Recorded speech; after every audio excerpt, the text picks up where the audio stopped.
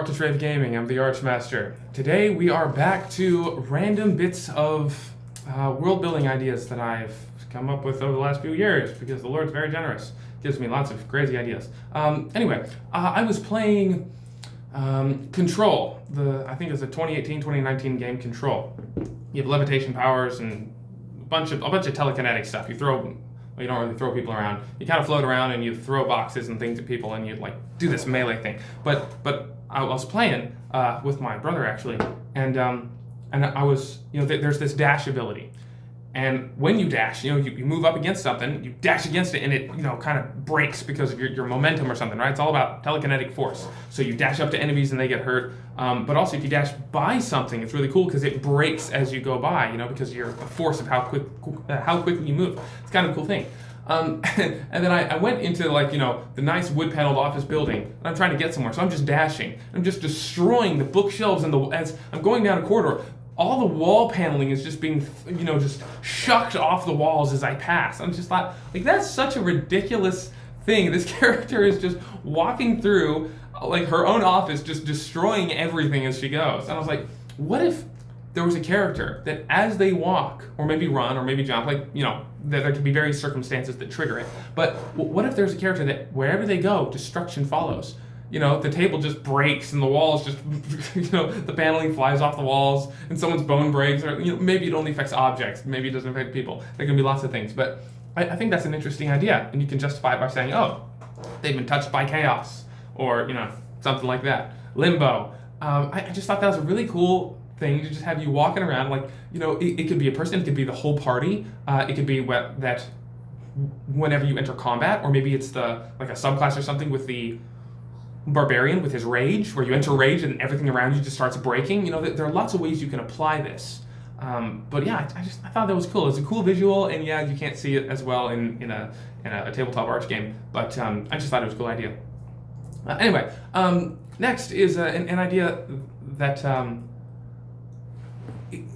like subverting expectations. When you have something that everyone in the real world thinks should be,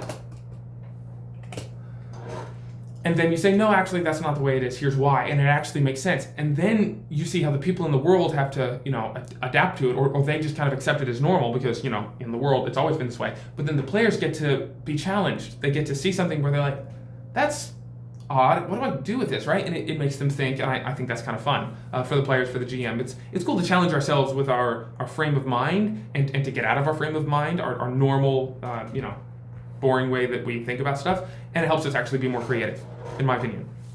So the idea that in the real world, everyone has some level or combination of freedom, power, status, and mystery, right? That's just how the world works, right? You can have the freedom to do something, the power to do something. You can have status, which is essentially your relationships with people, good, bad, and ugly. And then mystery is the things, it's privacy, the things that people don't know, right? Everyone has those. Everything in the world, from airplanes to swords, to the presidency, to government, to mountains, everything that we've ever experienced falls into these four categories. So freedom, power, status, and mystery. Especially the stuff that humans can control and own and that kind of thing. Possess.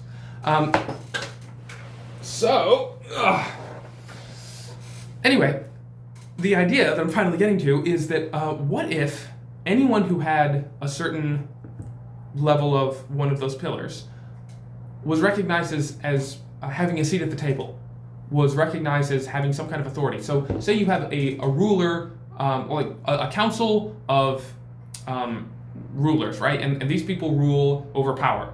And so, it's all warriors are invited, right? If you're a, warrior this, warrior that, you can come. But they don't really care, or at least they're not allowed to care about anything else. So the noble knight gets to be there, but also the bandit that the noble knight was fighting last week and trying to kill, he's also invited, and he has a right to be there because the universe says so. It's the way that the world works, right? The idea that if you have power, then you have a seat at the council of power, and if you have freedom, you have a seat at the council of freedom, and nothing else matters. Your moral, cultural, religious affiliations, opinions, nothing else matters. You can be at war with these people, but when the entities above call a meeting of everyone with a significant amount of power, then everyone arrives and it's not exactly peaceful or a ceasefire or anything, but it's like you can't decide who's on this council.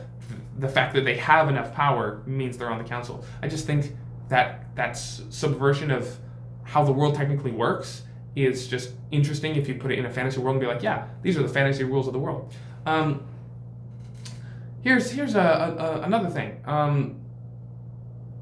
Just lastly, what if you had to perform some kind of maintenance to not to keep away some stark deterioration? I know we already have to eat and sleep and drink water and be warm, shelter and clothing. We have to have these things to not die. But what if we had added more, right? You can. It's a fantasy world. Let's not focus so much on the mundane elements that we have in our world. Let's give them fantasy stuff. So what if everyone, instead of if you don't eat enough food, you just die. What if we say, well, you turn into an undead? We just add a tinge of fantasy. Or what if we say, hey, if you don't eat enough food or the right food, you turn into a werewolf, and that just affects everyone. Everyone is actually a werewolf, and they all have to eat enough meat, blood, berries, something. They all have to eat enough thing in order to not transform. And you can take that idea of eating and just say maintenance. They have to maintain something, right? It can be praying at the shrine. It can be going to the temple, drinking holy water, doing your yearly pilgrimage, eating food, saying blessings to strangers. Make sure you don't spill any blood, because that'll make you transform. Right? You can have so many different things that they have to do to maintain this thing, but the idea that let's add more things you must do to maintain the status quo, or else X thing happens. Because that X thing can be anything you want. It can be the dragons arrive, the world ends, like you have to eat your breakfast, or the dragons will arrive. You can tie things to so many seemingly mundane things and say, actually, this is the way the world works. It's fantastic. You can take that and run with it. You can say, what if it's not just you? What if it's the kingdom? What if the kingdom needs to add 100 pounds of gold to their coffers every year, or else the dragon will arrive, or the city will sink into the ground another foot, or the giants will teleport to you, or the fiends will invade, or half your population will have terrible dreams, and 1/10 of them will be possessed by fiends. Like, you can have any sort of consequences, any sort of things where we need to do X to maintain X. Make sure we don't transform, make sure we don't die, make sure the city doesn't sink, make sure the seasons work, right? You could say that the seasons don't work unless, you do X, right? This idea is so versatile that this is a sovereign idea.